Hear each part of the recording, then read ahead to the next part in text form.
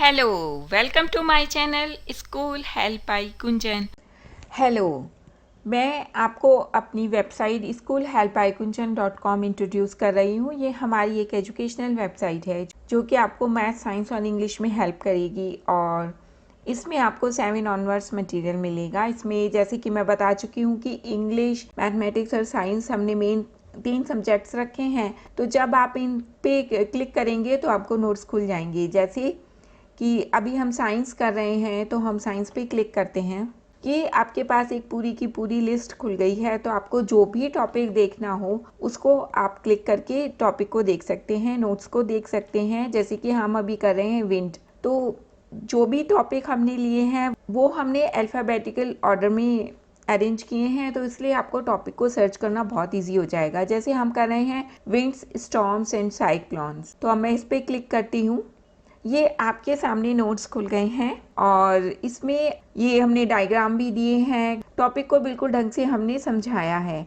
इस तरीके से ये आपको पूरे चैप्टर के नोट्स मिल जाएंगे। फिर एनसीईआरटी सॉल्यूशंस हैं। सब्जेक्ट वाइज आपको एक ड्रॉप डाउन मेन्यू मिलेगा, फिर आप अपना क्लास वाइज उसमें जा करके, जैसे ये देखिए साइंस, और साइंस में हम गए क्लास 7 में, फिर हमारे पास एक लिस्ट खुल जाएगी एनसीईआरटी सॉल्यूशंस के लिए। इसी तरीके से आप वर्कशीट पे जा सकते हैं और वर्कशीट को यूज़ कर सकते हैं। हमारी वेबसाइट को यूज़ करना बहुत ही इजी है और बहुत ही सिंपल वे में हमने नोट्स बनाए हैं और आपको इसमें कोई भी प्रॉब्लम नहीं आएगी। इनकेस फिर भी आपको कोई प्रॉब्लम आती है या आपका कोई सजेशन है जो कि आप हमें देना चाहते हैं, तो उसके लिए एंड में लीव ए कमेंट सेक्शन है, आप वहाँ पे हमें एक कोई कमेंट अपना दे सकते हैं, अपने सजेशन दे सकते हैं, जो कि हमारे लिए बहुत ही वैल्यूएबल होंगे।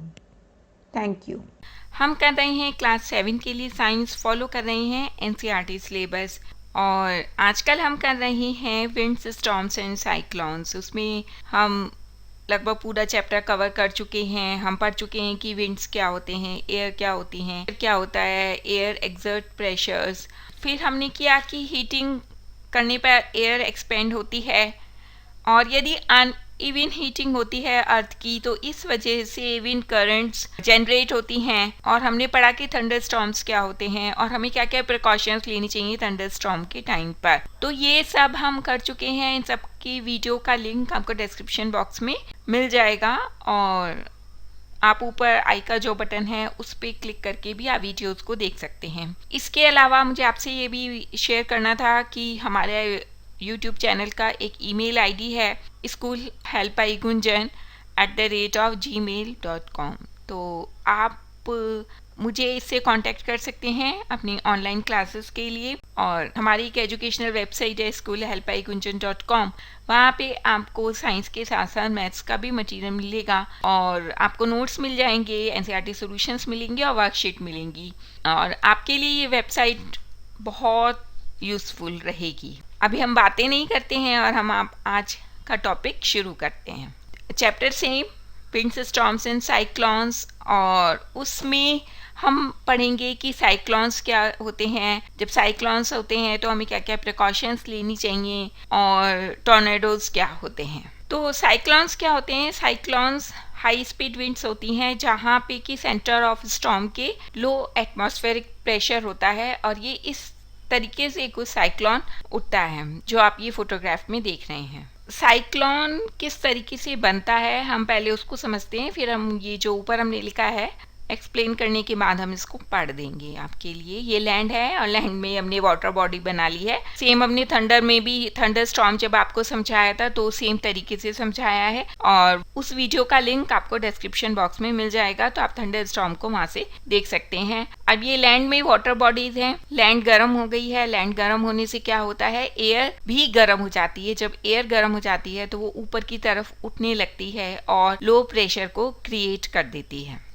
साथ में वेपर्स हैं। वेपर कहाँ से आ गई? ये आ गई वाटर बॉडी से। जब लैंड गर्म हो रही है तो वाटर बॉडीज भी तो गर्म हो रही हैं। सन तो पूरी अर्थ को गर्म कर रहा है ना, तो लैंड भी गर्म हो रही है, वाटर बॉडीज भी गर्म हो रही है। वाटर बॉडीज गर्म हो रही हैं तो कुछ पानी वेपर के रूप में ऊपर की तरफ उठ रहा है। ये वेपर्स ऊपर जाती हैं और फिर रेन की फॉर्म में वापस आती हैं कंडेंस होके, ये आपको पता ही है। जब ये रेन की फॉर्म में वापस आती है या जब रेन होती है तो ये कुछ हीट को रिलीज करती हैं एटमॉस्फेयर में और उसके आसपास की जो एयर होती है वो वार्म हो जाती है। जब एयर वार्म हो जाती है तो अगेन वो राइज करने लगती है और लो प्रेशर को क्रिएट कर देती है और इसी तरीके से बहुत ज़्यादा एयर ऊपर उठने लगती है और वो सेंटर ऑफ स्टॉर्म में इकट्ठा होने लगती है। ये है सेंटर ऑफ स्टॉर्म, जो कि a point where atmospheric pressure is the lowest.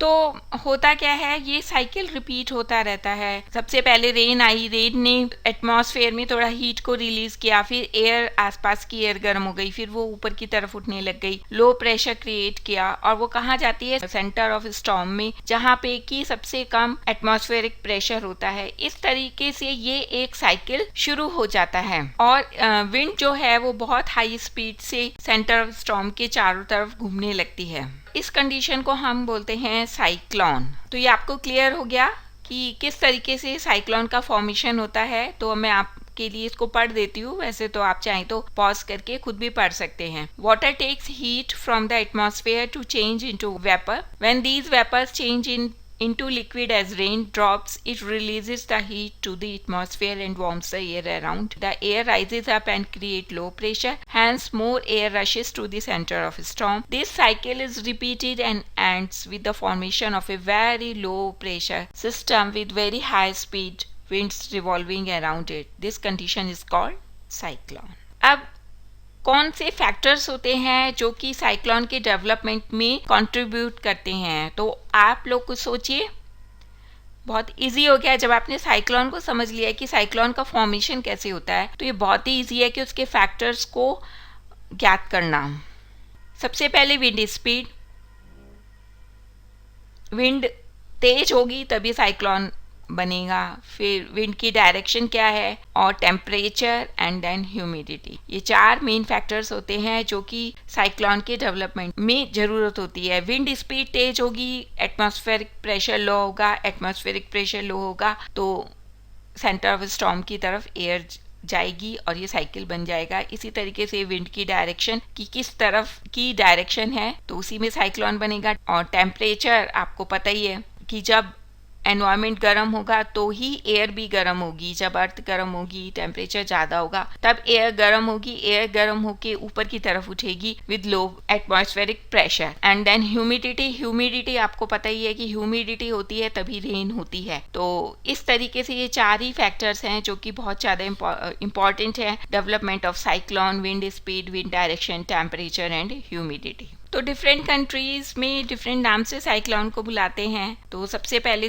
Name of the country and name of the cyclone क्या बोलते हैं। अमेरिका में बोलते हैं हरिकेन, फिलीपींस में बोलते हैं टाइफून और जापान में भी बोलते हैं टाइफून। अब डिस्ट्रक्शंस कॉज्ड बाय साइक्लोन्स, तो साइक्लोन से क्या क्या डिस्ट्रक्शन होता है। Strong wind can push water towards shore even if the storm is hundreds of kilometer away। और जब साइक्लोन आ रहा है, यदि वो hundreds of kilometer दूर भी है, यदि पानी जो है सी से निकल के शोर पे आ रहा है या किनारे पे आ रहा है तो उससे पता चल जाता है कि साइक्लोन अप्रोच कर रहा है। द आई ऑफ साइक्लोन यानी कि centre of cyclone has low pressure that lifts water surface in the centre at the height of 3 to 12 metres. Eye of cyclone या सेंटर ऑफ साइक्लोन जो होता है वहाँ पे इतना कम लो प्रेशर होता है कि वो पानी को सरफेस से 3 से 12 मीटर ऊपर तक उठा देता है। ऐसे ही उठाते हुए वो किनारे की तरफ मूव करता है। जब वो किनारे की तरफ मूव करता है तो ऐसा लगता है जैसे पानी की कोई दीवार हो या वाटर वॉल जो है वो किनारे की तरफ आ रहा है, यानी कि शोर पे आ रहा है। Water enters the low line coastal area, तो जो लो लाइन कोस्टल एरियाज होते हैं उनमें पानी घुस जाता है और फिर बहुत ज्यादा जान और माल का नुकसान होता है। आप न्यूज में सुनते हैं कि साइक्लोन आ रहा है, तो जो निचले